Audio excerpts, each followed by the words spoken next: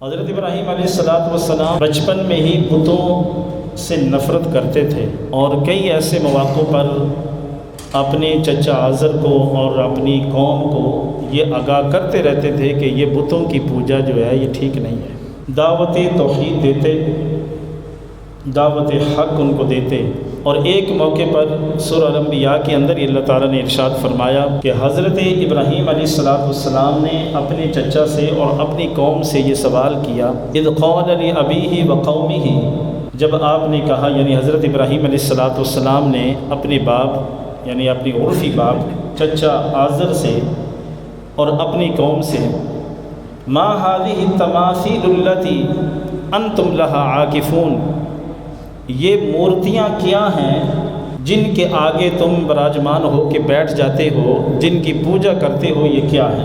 تو حضرت ابراہیم علیہ السلام کی قوم جو ہے وہ بتوں کی پوجا کرتی۔ اب وہ کچھ بت جو ہیں وہ انسانی شکل کے بھی ہوتے، درندوں کی شکل کے بھی ہوتے، اور جانوروں کی شکل کے وہ بنا کے ان کی پوجا کیا کرتے تھے۔ تو حضرت ابراہیم علیہ السلام کا یہ ذکر پورا کہ آپ نے کس انداز سے ان کو توحید کی دعوت دی، اس کا ذکر سورہ انبیاء کے اندر اللہ تعالیٰ نے فرمایا ہے۔ آپ نے فرمایا کہ یہ تم جو بتوں کی پوجا کر رہے ہو یہ کیا ہے؟ تو انہوں نے کہا کہ ہم نے قالوا وجدنا آباءنا لها عابدین، کہتے ہیں کہ ہم نے انہی بتوں کو پوجا کرتے ہوئے اپنے آباء و اجداد کو پایا ہے، یعنی وہ بھی بتوں کی پوجا کرتے تھے تو ہم بھی وہی کام کر رہے ہیں۔ تو آپ نے فرمایا، قرآن ہی اس کو بیان کر رہا ہے، قال لقد کنتم انتم وآباؤکم فی ضلال مبین، فرمایا کہ تم اور تمہارے آباء و اجداد وہ تو کھلی گمراہی میں ہیں، وہ بھی کھلی گمراہی میں، اور جو تم ان کی پوجا کر رہے ہو، تم ان کے پیچھے نقش قدم پر چل رہے ہو، اور انہی کے نقش قدم پر چل کے بتوں کی پوجا کر رہے ہو، تو وہ بھی گمراہ اور تم بھی گمراہ۔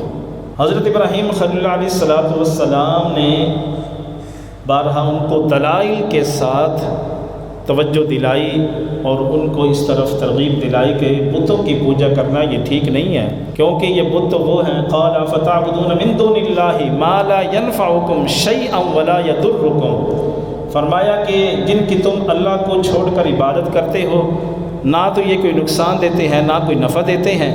اف لکم ولما تعبدون من دون اللہ افلا تعقلون، افسوس ہے تم پر اور جن کی تم پوجا کرتے ہو ان پر بھی افسوس ہے، کیا تم عقل نہیں رکھتے؟ اللہ نے تمہیں عقل اور شعور دیا ہے تو پھر ان بتوں کی پوجا کیوں کرتے ہو؟ احباب گرامی قدر، سورہ انبیاء کے اندر یہ بڑی وضاحت کے ساتھ سابقہ سال کے اندر میں نے پوری یہ آیات آپ کے سامنے پڑھ کر اس کا ترجمہ، اس کی تشریح کی تھی، آج اس کا خلاصہ میں نے عرض کیا ہے۔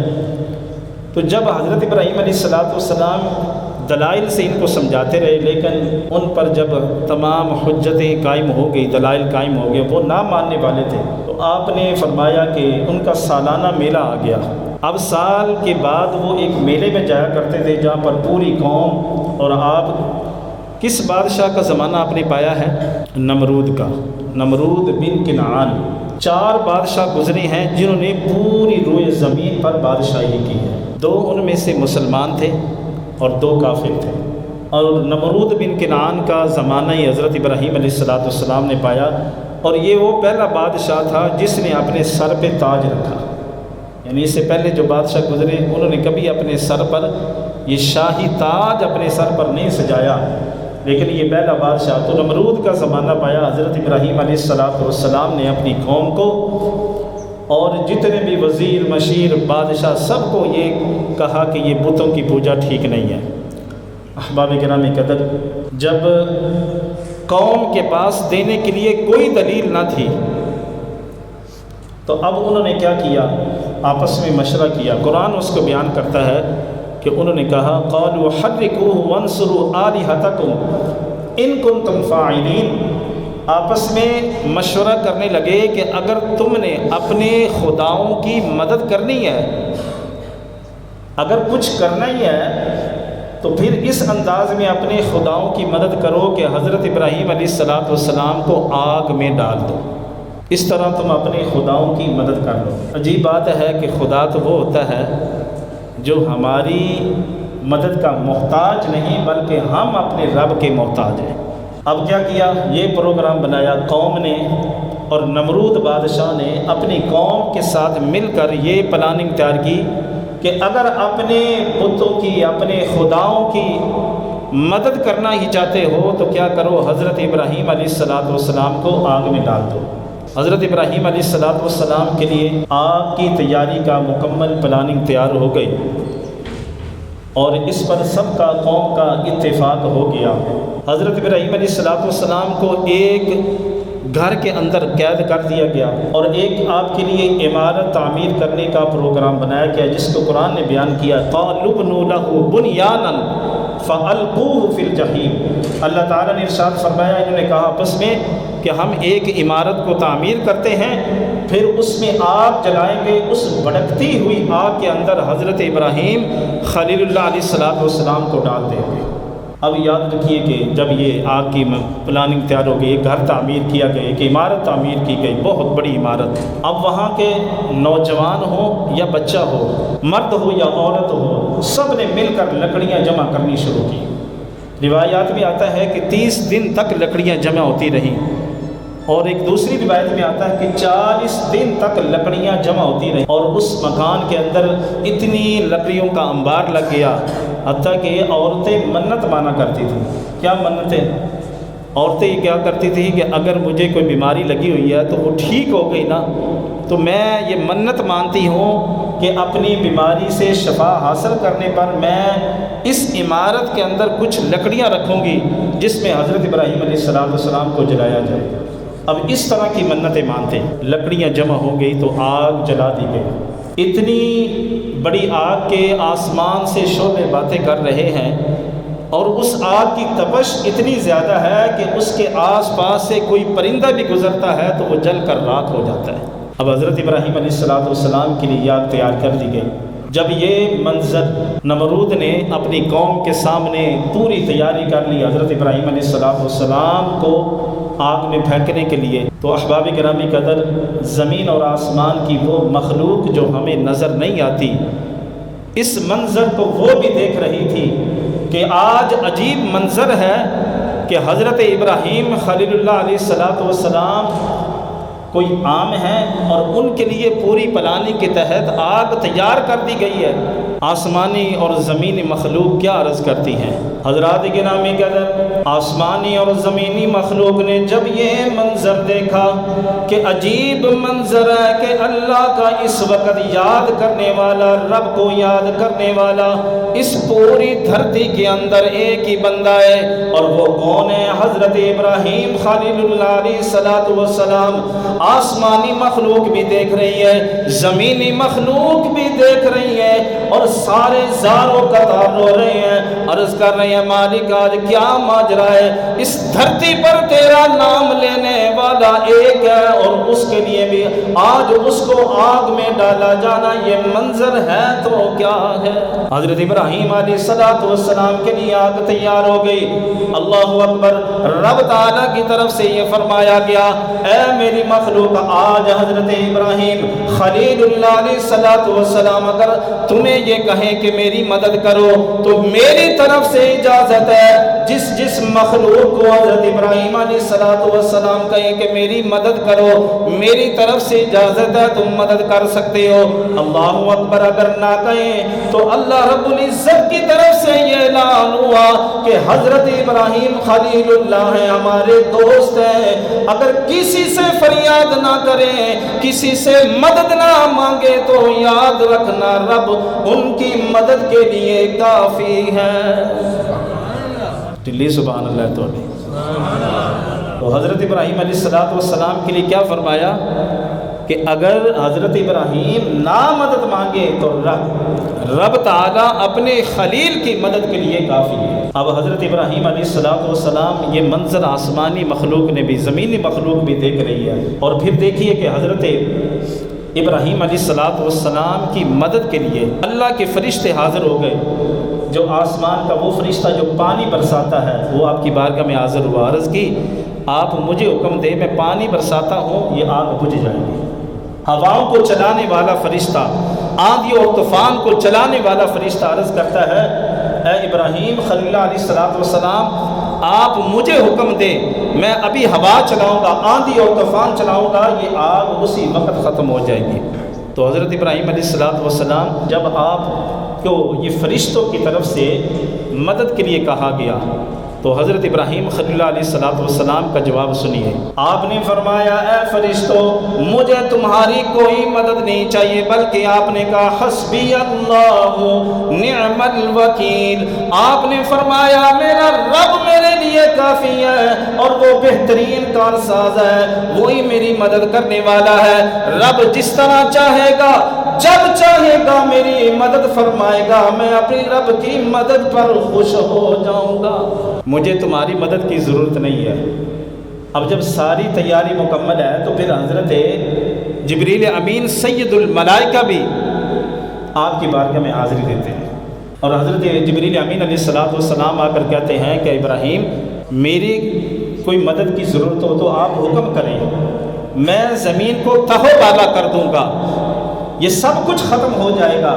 یہ آپ کیا ہے، یہ جو آپ کے خلاف سازشیں کرنے والے ہیں، آپ کو تکلیفیں دینے والے ہیں، یہ آگ ختم ہو جائے گی، ان کو بھی تہو بالا کر دوں گا، اگر کوئی حاجت ہے تو مجھے بتائیے۔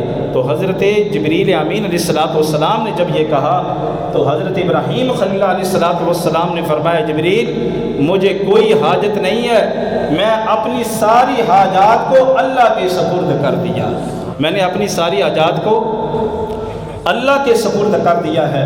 اللہ اکبر۔ حضرت جبریل امین علیہ السلام جب آپ آگ میں ڈالنے کے لیے بالکل تیاری مکمل تھی، جب آگ تیار کی گئی نا اس وقت اتنے جدید آلات نہیں تھے، اب آگ تیاری کرنے کے بعد جب وقت آیا ڈالنے کا تو اس وقت سب سوچ میں پڑ گئے کہ حضرت ابراہیم علیہ السلام کو اتنی بڑی آگ کہ جس کی تپش سے اگر قریب سے کوئی پرندہ بھی گزرے تو وہ جل کر راکھ ہو جاتا ہے، ڈالیں تو ڈالیں کیسے؟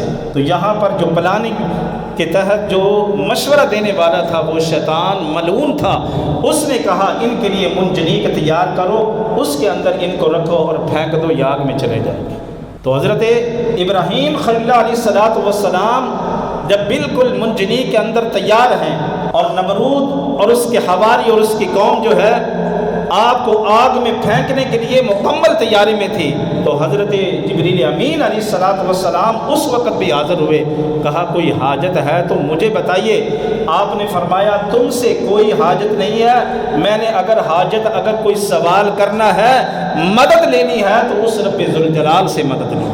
اب یہاں بڑا پیارا نقطہ بیان کیا، علماء لکھتے ہیں کہ جب حضرت ابراہیم خلیل علیہ السلام نے یہ فرمایا نا کہ مجھے تم سے کوئی حاجت نہیں ہے، میں اپنی حاجت کو اللہ کی بارگاہ میں رکھوں گا، تو جبریل امین علیہ السلام فرماتے ہیں، عرض کرتے ہیں کہ پھر آپ اپنے رب کی سے اپنی حاجات پیش کیجئے، مدد طلب کیجئے، اپنی حاجت کو رکھیے۔ اللہ اکبر، کیا خوبصورت جواب حضرت ابراہیم خلیل علیہ السلام نے دیا۔ حضرت ابراہیم خلیل علیہ السلام نے فرمایا اے جبریل امین میں اپنی حاجت اللہ کی بارگاہ میں پیش کروں گا، میں تم سے کوئی حاجت نہیں مانگنے والا، کوئی مدد نہیں مانگنے والا۔ جب آپ نے یہ کہا تو عرض کی آپ اپنے رب کی بارگاہ میں حاجت کو پیش کریے۔ حضرت ابراہیم خلیل اللہ علیہ السلام نے فرمایا اے جبریل امین یاد رکھنا بتایا اس کو جاتا ہے جو حالات سے آگاہ نہ ہو، میرا رب تو وہ ہے میرے تمام حالات سے آگاہ ہے، جو رب میرے ساتھ کرے گا مجھے منظور ہوگا۔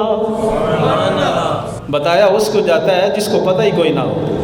تو آپ نے فرمایا کہ جبریل میرے رب کو تو میرا پتہ ہے میں کس حالت میں ہوں، کوئی بتانے کی ضرورت نہیں، بس یہ جملہ کہنا تھا۔ تو رب کائنات نے کیا فرمایا، وہ آگ جس کے اندر آپ کو پھینک دیا گیا، جس کی تپش اتنی ہے اس کے قریب سے اگر کوئی پرندہ گزر جاتا ہے تو وہ جل کر راکھ ہو جاتا ہے۔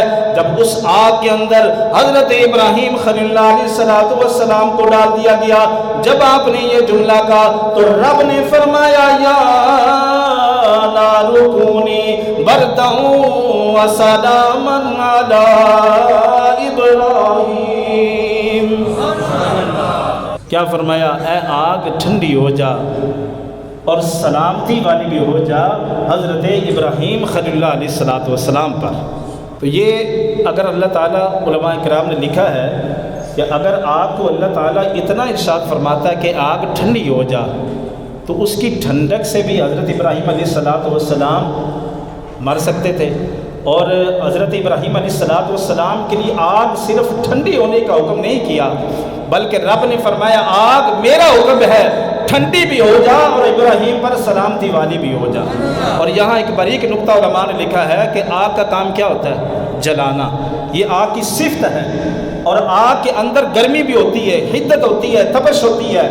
تو اللہ تعالیٰ نے جب آگ کو حکم دیا نا کہ ٹھنڈی بھی ہو جا، سلامتی والی بھی ہو جا، تو سوچنے والی بات ہے کیا آگ پھر ختم ہو گئی تھی؟ نہیں، آگ جل رہی تھی، اس کی روشنی نظر آ رہی تھی، لیکن اس کے جلانے کی صفت اور اس کی گرمی کی صفت اللہ تعالیٰ نے اسے ختم فرما دیا۔ دیکھنے والوں کو تو آگ کی روشنی ویسے ہی نظر آ رہی تھی۔ اللہ اکبر۔ حضرت ابراہیم خلیل علیہ السلام جب آگ میں تشریف لے گئے تو اللہ کے فرشتے حاضر ہوئے اور بڑے ہی پیار کے ساتھ حضرت ابراہیم علیہ السلام کو پکڑا اور زمین پر بٹھا دیا اسی آگ کے اندر۔ اور اسی آگ کے اندر آپ کا جسم اقدس کا بال کیا، آپ نے جو کپڑے پہنے ہوئے تھے، آپ کے جسم اقدس پر اور آپ کے کپڑوں پر ذرا بھی کوئی خراش نہ آئی، کوئی چیز نہ جلی، سوائے اس کے کہ جس رسی کے ساتھ آپ کو باندھا گیا تھا، جکڑا گیا تھا، صرف وہی جلی۔ آپ کا جسم بھی سلامت ہے، آپ کے کپڑے بھی سلامت ہیں۔ اور پھر گل و گلزار کیسے بنی وہ آگ؟ اللہ اکبر۔ اسی آگ کے اندر اللہ کے فرشتے حاضر ہوتے ہیں، اور اسی آگ کے اندر وہ آگ گل و گلزار کیسے بنتی ہے؟ جب اللہ کی طرف سے آنے والی آزمائش پر بندہ پورا اترتا ہے تو رب تعالیٰ پھر آگ کے اندر کیسے انتظام فرماتا ہے؟ اللہ نے اپنے فرشتوں کو بھیجا، اسی آگ کے اندر پانی کا چشمہ جاری کر دیا گیا، اسی آگ کے اندر پھولوں کو اگا دیا گیا۔ گویا جب رب کی طرف سے آنے والی آزمائش پر پورا اترو گے تو رب تعالیٰ آگ کے اندر پانی کے چشمے بھی جاری فرمائے گا، گل و گلزار بھی بنا دے گا۔